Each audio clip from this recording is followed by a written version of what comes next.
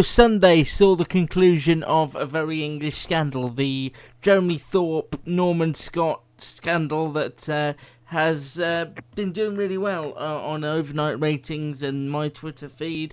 Written by Russell T Davies. We've covered both episodes so far, so it seems only right that we cover the third one, which focused more on the trial between Jeremy Thorpe and his co-conspirators, and Norman Scott testifying at the trial for what he did. Not for what he did, but what was done to him. For what was done to him, sorry. The court scenes, as madcap as they were, weren't written by Russell T Davies. They were just transcribed from the court transcript. So I found that interesting because the judge, who we see later on, parodied by Peter Cook in sort of the what happened next sort of thing, that shocked me. And I think Ben Whishaw really had an opportunity to shine. He shone throughout, in my view, but in the court scenes where he's sort of performing and also sort of letting the court know about the sordid details of he and Jeremy's affair and what's happened since. I really enjoyed those scenes. Yeah, I mean, this was for me the best episode of the three, I think, because it wasn't segmented like the first two episodes were.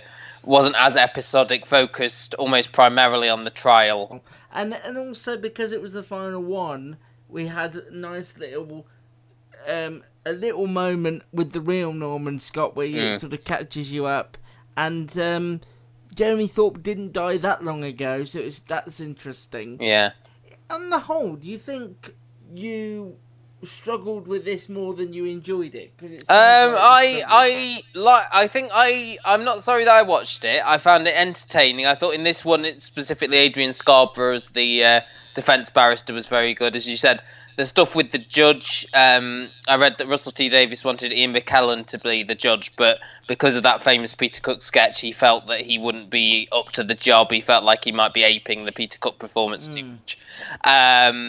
So yeah, I mean, there was a lot in this one to like because it was very focused, as you say. Ben Whishaw in that scene in the on the stand, and how much it sort of changed homosexuality in the last 15 years. How much his character has changed. It's almost like they've gone the other way. Like Norman Scott has got all these, not Norman Scott, sorry, Jeremy Thorpe's got all these secrets. Norman Scott's a lot more out and proud and has got like a lot of supporters and things like that. And there's like boos in the court when the verdict is read out that Jeremy Thorpe and the other co-conspirators were found not guilty. I also like the performance by Ben Whishaw in the cafe when he's hearing the verdict.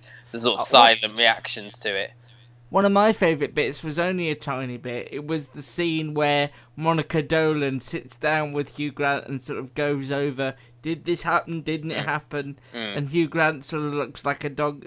What did she make? It's like I've made not a tuna bake. I've made Colin Parsley sauce. Parsley sauce, that's it. Which is a great line. Just that line alone made me laugh. I think what I've warmed to, I think the performances have been really good. That goes without saying. The dialogue is razor sharp, and I found it really funny. Just to sort of relax. I understand what you mean, and I say I found it entertaining, but I don't think it had like an impact on me. It's fun enough, and I like the sort of light-hearted nature of it.